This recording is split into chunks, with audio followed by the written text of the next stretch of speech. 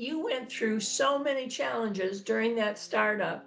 It's amazing what you did. But, Kathy, I have to tell you, you're one of maybe the only one. I think maybe there's a couple of other teachers that I've been around in my life where I've been working as a teacher myself, or I've been in a school system, and you're just one of the best I've ever seen. And I just love the way in which you love and work with the children. You're very good with your staff, and you're very good with the parents. And it's not really that usual. And one of the reasons I wanted to talk with you is because the times are changing. They're so rapidly changing on many levels, on almost every level that you could take a measurement on, except for our personal biology. But maybe that's even changing with implants and so forth. But I feel like we're in a time where Montessori education and people's knowledge of it is going to really help them make it through the changes that we are undergoing. And I wanted to kind of touch base with you and find out what your thoughts were. And all slightly terrified by forces that are beyond our control at every level. And so what's the answer? This AI is promising to be an existential threat to the human race. These tech bros they're falling all over themselves trying to create artificial general intelligence, which will create a new race, a new species on the planet that we cannot control, but which will be able to control us.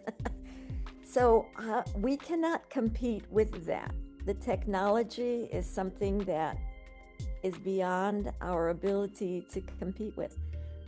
If I were in charge of the world right now, I would make them stop doing the research to create artificial general intelligence. That hasn't happened yet. They haven't come up with that system that will be able to be smarter than all of us and be out of our control, that will be able to create be their own agents in the world. It's coming very quickly. It's definitely coming. Yeah, there's even little pockets of research that's showing how far they've come. Right. So I would stop that, just like I would stop research on poison gas and nuclear bombs and, everything, all these existential threats that we have created ourselves. We have been able to kind of stop them before they actually 2 minutes to doomsday, that clock, that nuclear clock. But this one is beyond anything that we face. So how can we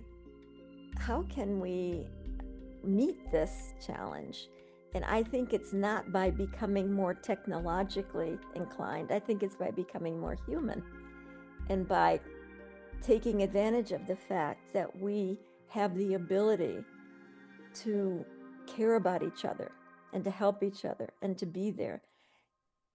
Because I think that's the one thing that AI doesn't have. It doesn't have supposedly consciousness. It doesn't have the ability to feel, or it has the ability to be intelligent, but it doesn't have the ability that we have been blessed with and sometimes cursed with to feel and have emotions and have. So I think we need to step back and look at where we are and say, well, what is the most wonderful thing about being human? And it's that when we started out, we were hunter-gatherers, we lived in small communities and everybody helped everybody else. And not that life was perfect, it was very difficult. Babies died in early childhood because of disease, and I'm sure food was scarce, but they took care of each other. And I think maybe that's the way we need to start, not retreating, but moving forward into a caring society.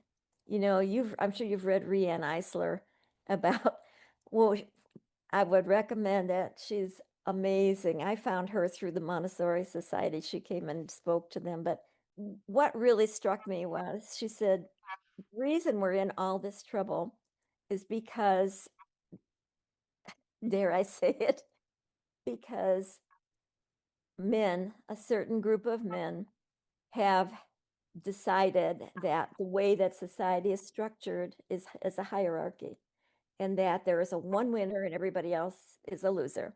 And there has to be, if you are right, then everybody else is wrong. There's only one way. We have this hierarchical structure, and you see it in everything. And then there is also the fact that there's a dominator mentality. You have to dominate. So one race dominates all the other races. One gender dominates the other gender, which is ridiculous. So half of humanity dominates the other half of humanity. And one culture, one language, one form of money dominates all the others.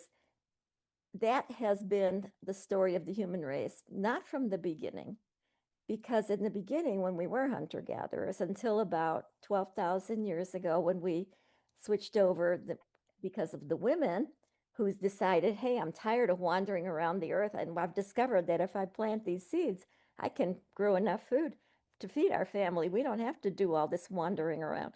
So it was because of the women that the men then were forced, because the women weren't moving, they were forced to stay home too. And we began agriculture, we began communities, and that's actually was the beginning of civilization as we know it.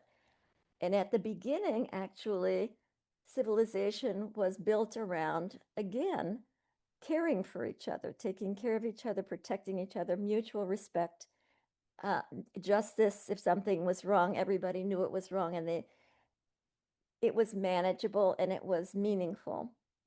A little by little, though, that began to change as the invading hordes from the north apparently brought their punishing religions and their, all of these uh, ideas about, no, we can dominate you, we can take you, we can steal everything from you. And of course, look what's happened to us. That has been the story of the human race for at least the last 10,000 years.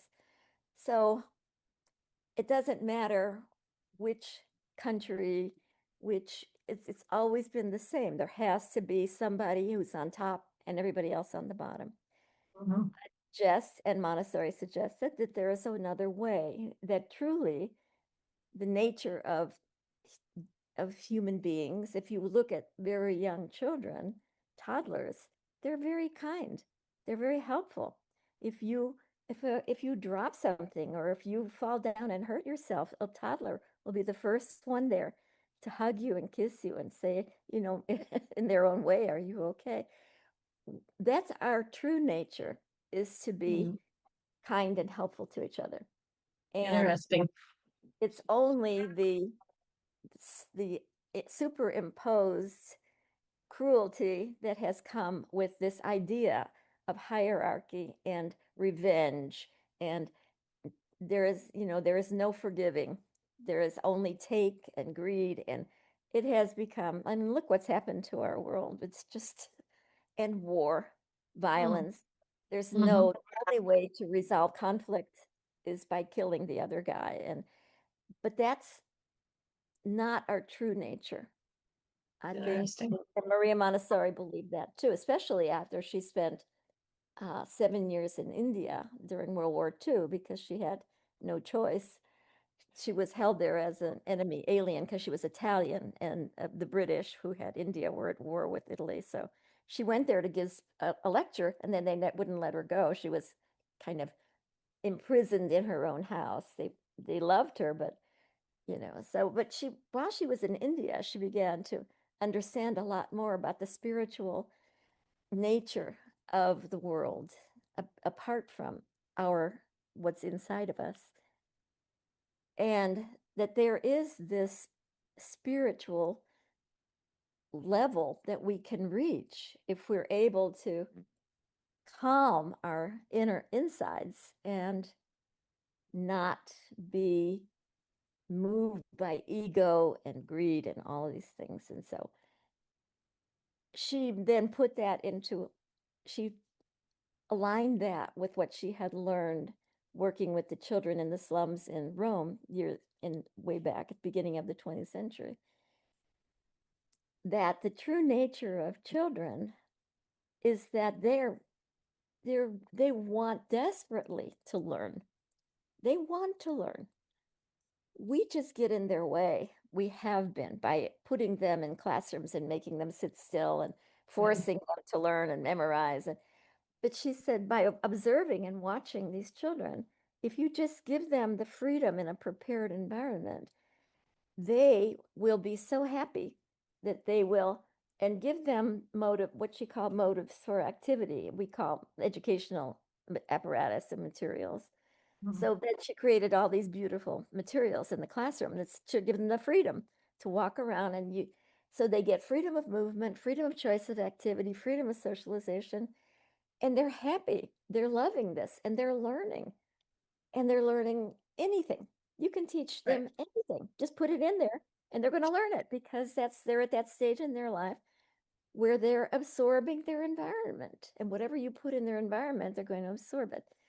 Pretty So amazing, really, to watch it. It's such a natural curiosity, and they can't wait to get their hands on stuff and see if they can actually make it work the way it's supposed to.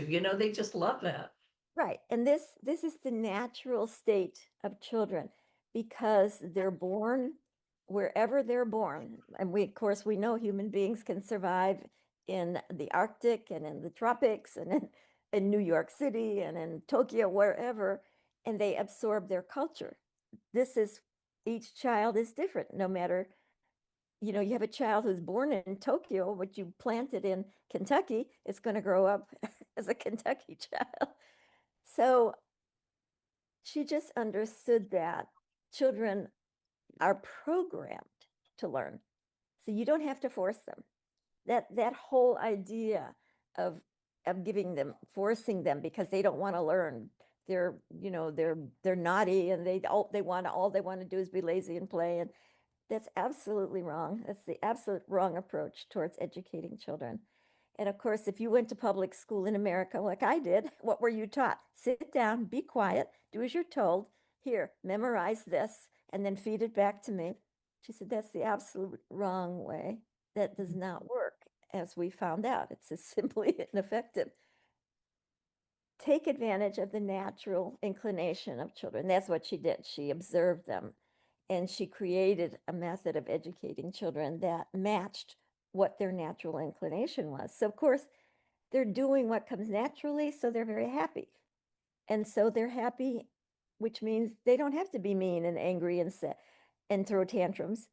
So they're naturally kinder to each other. And that's part of the curriculum, actually, in Montessori, right? How's that? What is part of the curriculum? The kindness? Like teaching peaceful conflict resolution, Right. teaching kindness, teaching respect for yourself, for Mm-hmm. the other children, for the teacher, for the environment, for the materials, teaching them to be careful with everything and to be respected because this is beautiful and it's made especially just for you. And so instead of them throwing things and breaking toys, and which a lot of you know, children who haven't had the benefit of that kind of an environment would do. They don't care about anything. They just break it and don't think about it. And so I think that bringing us back to a place where there's a continuum of this was Rianne Eisler, the continuum of human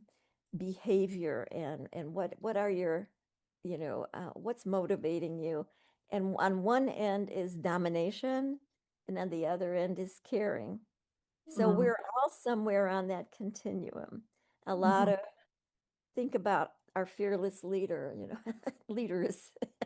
Which part of the continuum are they on? The part for dominating, controlling, taking advantage, being cruel, of course. Or then there's the other end, which is caring, nurturing, supporting, being honest, loyal. There's so many places along that line. We're all somewhere on that continuum. Not this necessarily have to be gender. It's not that this is men and this is women. There are plenty of very kind, gentle men and plenty of women that I wouldn't want to be my friends because they are selfish and greedy. And so it's and as it says in, in the Bible and in Genesis, it's a story, but we have the ability to make the choice. Which way do we want to go? Do we want to, we were given free choice. That was, she ate from the tree of the apple from the tree of knowledge of good and evil, and then that meant that she now has to make the choice between good and evil. Before we were apparently We were oblivious. we were oblivious. We were just always good, apparently. So, but and that's still true. It's still true. We have to be able to make that choice. So, what helps us to make the choice in the right direction? And religions have been trying to tell us that, but so many different religions and philosophers, and it has to come from within. That's it. And Montessori is saying, but that's already built into us. We have that ability. But we have to, in order for the human being to function at optimal levels and know what's right and what's wrong, they have to have the proper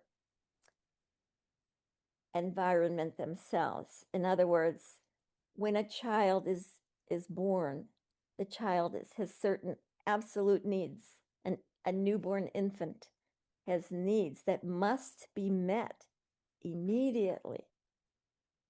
And if those needs are not met, then their natural development gets deviated immediately. And what are the needs of a newborn baby? It's so simple, right? Every mother knows. You need to hold that baby. The baby needs to feel secure, and it needs, as if at all possible, to be with the birth mother, because it's been in her body for 9 months. That's all it knows. It's the only environment it knows.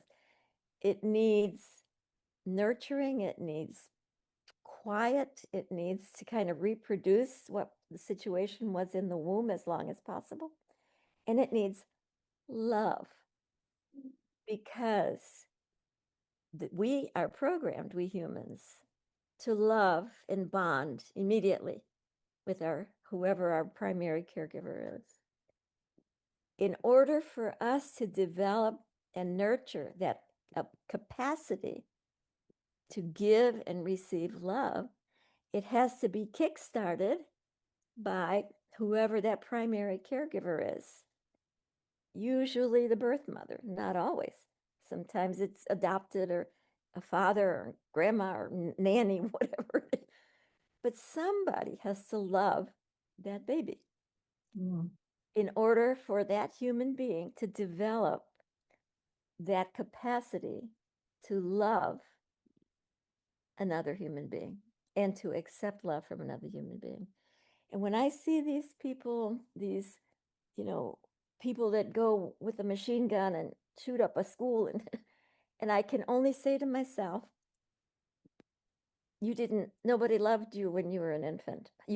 If you develop that ability to love, give and receive love when you were first born, when you're in the sensitive period for developing the capacity to love other human beings and animals and the planet, and this is the capacity to love. It's the highest expression of humanity that we as humans can attain, is love. There's no higher expression for humanity. There are higher expressions out there somewhere. There's spirituality, and there's angels, and there's God, but in our humanness, it's love. And once a baby has experienced that and grows up with that love in their heart for other human beings, for themselves, for their family, I don't think it's possible for them then to, at least not of their own free will, to go and do something horrible like that. But if that baby has been deprived of that, and how many babies are born with not getting that? not getting love. Maybe they'll get fed, maybe they'll get washed, but they won't necessarily get loved. And babies understand love. It is their language. It's the only language babies understand. They understand love. And if there's somebody taking care of them that doesn't love them, so to me, that is the way we are going to counter this influence of technology. Now, you can read Ray Kurzweil and all these guys that are predicting the singularity is coming and we're going to bond with machines and that may be true. I honestly have the feeling that we're evolving to a new species, but we're going to actually evolve into two different or maybe even three different species. One species, these people, there's no stopping them. They're going to go ahead and they're going to create this, what are these human beings that are half machine, half human, and that, we're going to be like, the time machine, what, the Eloy and what the the horrible monsters that lived under the ground. But anyway, but I think also a part of humanity is going to split off in the other direction and become really move into our humanity. What makes us different than the machines? What makes us unique? What makes us human? And not that we can't use technology. Of course, we're still going to have our phones and we're still going to take advantage of AI as a tool. But I don't think that we're going to want to let AI dominate us. And this whole thing about Chat GPT now that a lot of young people are turning to for friendship. Why? Because they didn't get what they needed when they were babies. This is so simple. Why not? Well, look what's happened to women now. We have been sold this bill of goods that yes, you can have it all. You can pop out a kid and go back to work when it's 3 weeks old, and you can get somebody to take care of that kid and put it in a daycare center. But what's happened? It's not the optimal developmental situation for human beings. I mean, if you're a gardener, if you've ever had a garden or even tried to grow some flowers or red vegetables or something, there are certain conditions that have to be met. The seed's got the potential in it to become a tomato plant. It's got that potential there, little tiny seed. It's all built in there. But if you don't give it the optimal environmental conditions, it's never going to grow into a tomato plant and make tomatoes. But let's say that you do know what you're doing and you prepare the ground ahead of time and it's got fertilizer. Make sure that you have plenty of, not too some sun, not too much sun, all the things that are necessary. So you prepare that. You plant the seed and then you make sure that it's protected from the bugs and it's given enough rain and given enough. And then, you give it some food and you make sure that everything that it needs, you protect it and nurture it. And if you will do that, it's going to grow into a beautiful tomato plant and give you wonderful sweet tomatoes. Same thing with the child. It has to have optimal environmental and developmental. You have to meet their developmental needs. And we're not doing that in our society anymore. Very few people are doing it. A lot of the parents at Montessori are doing it. Otherwise, they wouldn't bother coming to Montessori. So we tend to have pretty happy kids. And I mean, although we had a few, right? We had our challenges too. And the human species has a challenge kind of built into it as well, I suppose, in human nature.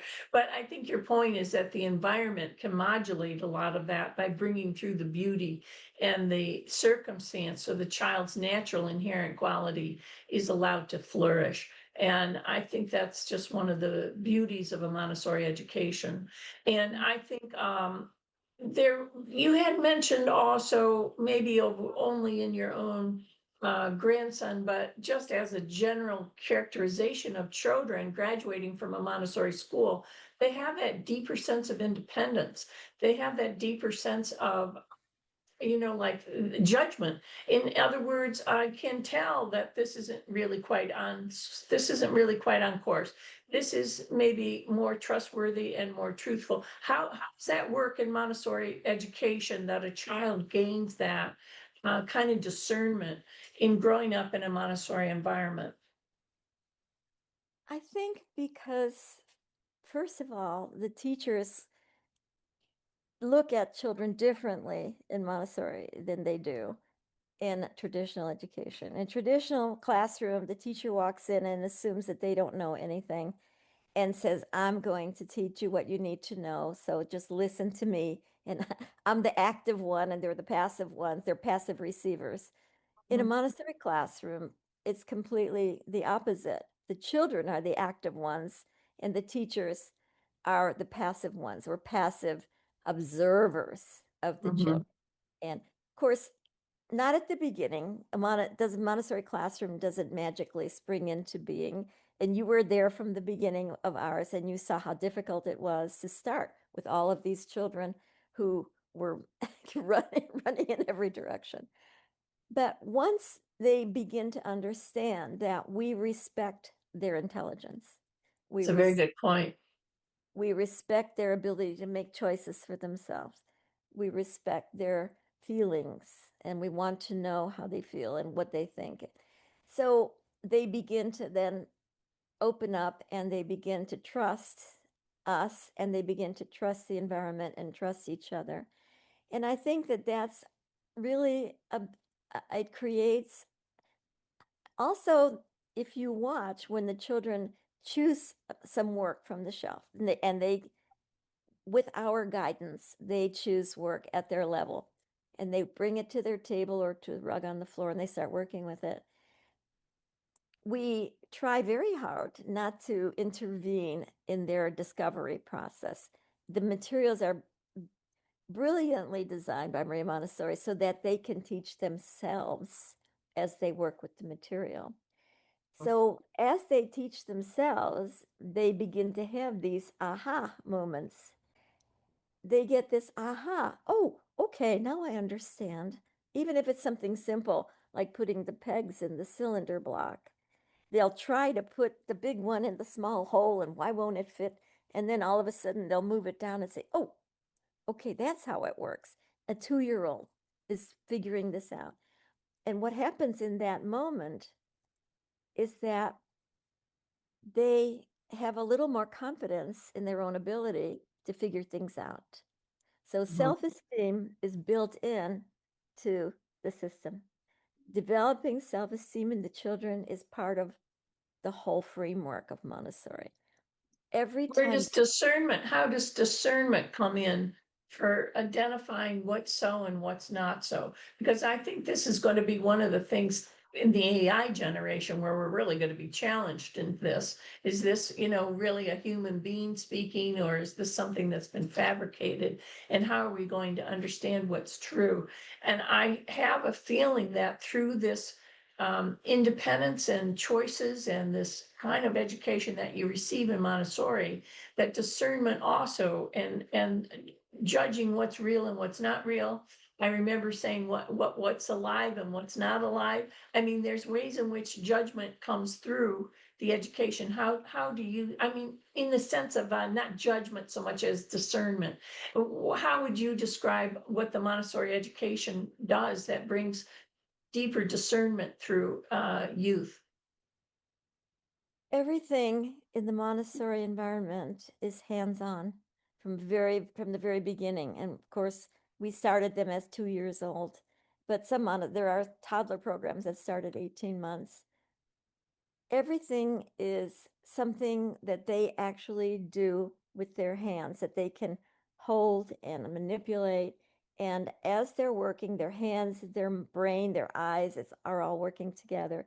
They know that's real because they're actually holding it.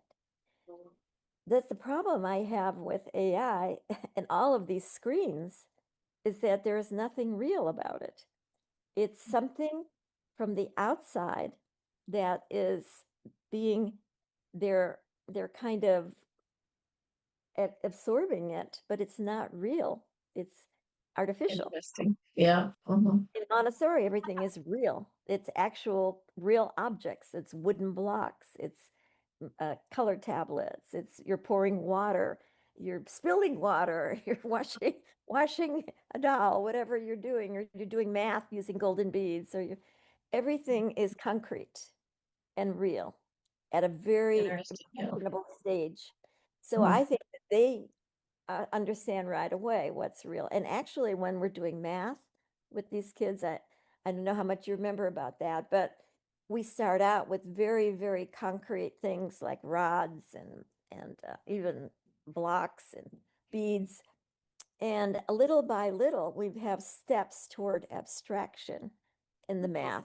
As the children get older, they take the material and use it in a different way so that when they're learning multiplication, they're taking, how much is 3 times 5? Well, you take 5 3 times, or 3 times 5, or 5 times, 3 5 times, however you want to do it.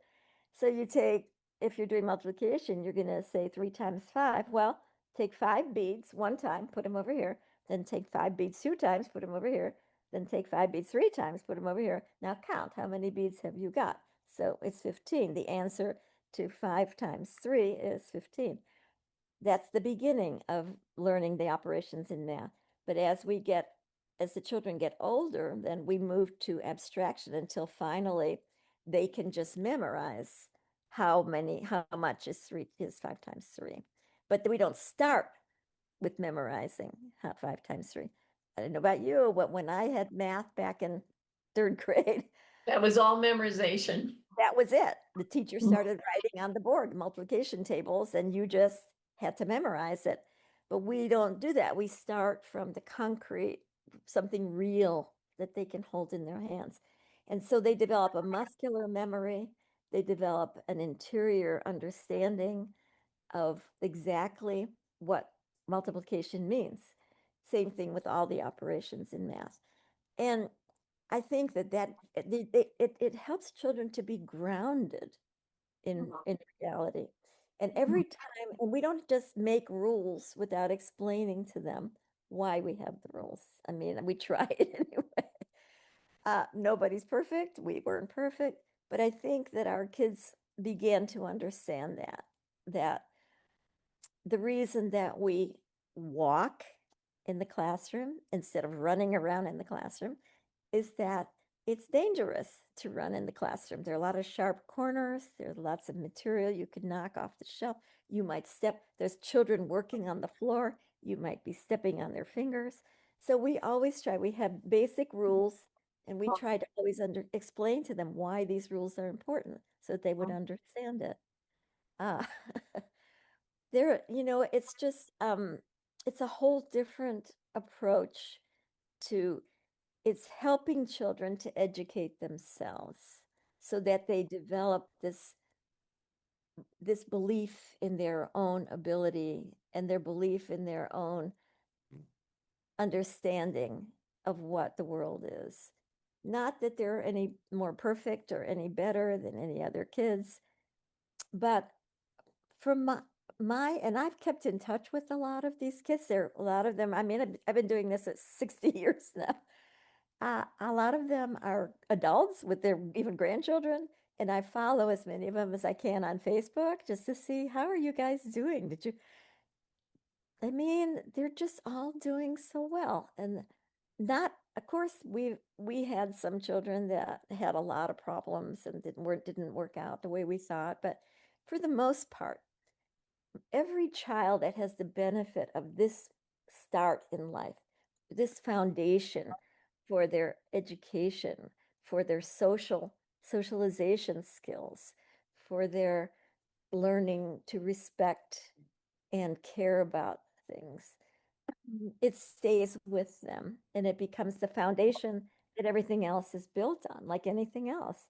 Your first impressions create the foundation. Well, just So that capacity to understand, you can learn yourself, you can teach yourself. So, I mean, you're not waiting for some kind of external force to tell you how you should be or what you should think. You already know that you have the capacity to discover yourself and to teach yourself what's true for you. I think that's really the fundamental foundation of what you're explaining. I think that's wonderful, Kathy. And so for this time, if I were a parent bringing through a child now, at what age do you think that you would be introducing some of this AI stuff? Because they're looking at bringing it into like fifth grade now. Would you be in favor of that?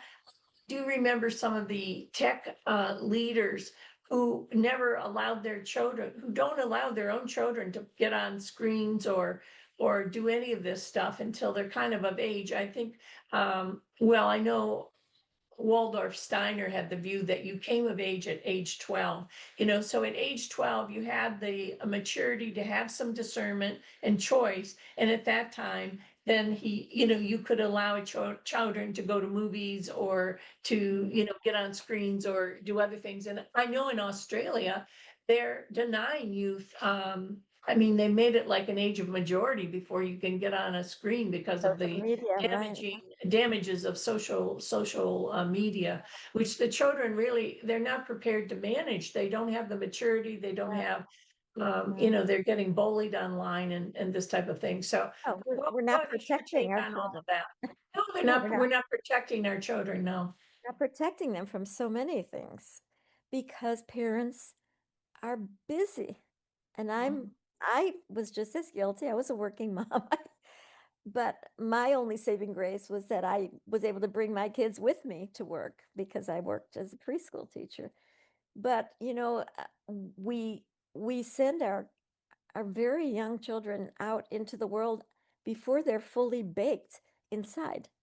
They're Mhm. not ready to go out on their own. I agree. I think that the children should not be going out on their own, at least not for a full day. There are some childcare centers where the children can stay 12 hours from 6 in the morning to 6 at night. I mean, I understand working parents it's impossible to do it all. It's just I don't know how people do it. But it's not the best thing for the kids, what the world that we've created. I'm a feminist. I believe that women are capable of doing any job as well as any man. But again, if you make the choice to put a child on the face of the earth, you have a responsibility to make sure that that child has the best possible, conditions to grow up in. And so I've been trying to come up with, well, what's a good balance? Because moms, they leave their careers, they can't get back in again after they've spent 20 years raising a child. So no, I don't say that you have to stay home the whole time. But for I would say the first 18 months from at the time a child is born until it's a year and a half, either the mom or the dad or the grandma or somebody who loves that child should be caring for that child. I Mhm. really am. I'm very, very, I had a child care center. Child care centers do their best, but they don't love those children. We love them, but we love them as our students. We don't love them as our children. So, and believe me, they're picking up on that. So I would say an ideal maybe way of thinking about it is that if a mom can have, whatever they call the maternity leave or for 6 months, and then the dad can take it for 6 months, and then maybe the grandma can take it for 6 months. If you can get the child to 18 months, they're already pretty much who they are, believe it Uh-huh. or not. By 18 months, they can walk if they're developing typically. They can walk, they can talk, and their sense of self has been developed enough so that their little ego is already beginning to they understand that they are different from their parents. Right, Up right. until that time, babies think they're part of their mother's body still. But about 18 months, they actually become little people. And maybe that's a good time for them then to move into, I would say, into a Montessori toddler program for morning only from 8 to 12 or whatever. Gives the mom a break. Whew, she can go and have some mornings to just, either go back to work for part-time or just have a morning to herself, have mom time, watch a movie, have some coffee, with her friends, whatever. because she's put in her time for 18 months raising this baby. But then at 18 months in a Montessori toddler program, not just daycare, it has to be a program specifically for toddlers that knows exactly what they need. And not necessarily Montessori. It could be Waldorf. It could be, I don't know, there are all kinds of progressive programs, but something intelligent, well done. And then as the child gets a little bit older, I personally believe that a Montessori preschool education is a blessing for a child. But it doesn't have to be all day. It can be part-time. It can be, especially when they're 2 and 3. Once they get to be 4 and 5, then they can move to a full day program. But I think that is all what we provided for those children during those. Amazing. I mean, we had children reading, writing, and doing their math. I mean, they knew their multiplication tables before and they they're left. I mean, joyful. it was, Yeah, they oh, love it. yes. Yes, and the children had so much wonderful time, and they knew so much when they left. I Yeah. thought it was amazing, really, and your command of the classroom I thought was extraordinary in the way that you managed the classroom with love. When I report to others about you, I always say that you had a heart as big as the building, and it's really true. It just kind of imbued everything there, and it made a difference in the lives of those parents and in the children. And there's a lot of even with the children that were struggling with kind of on typical kind of development, those children were coming through with tremendous changes and tremendous outcomes that in a regular kind of education program may never have occurred.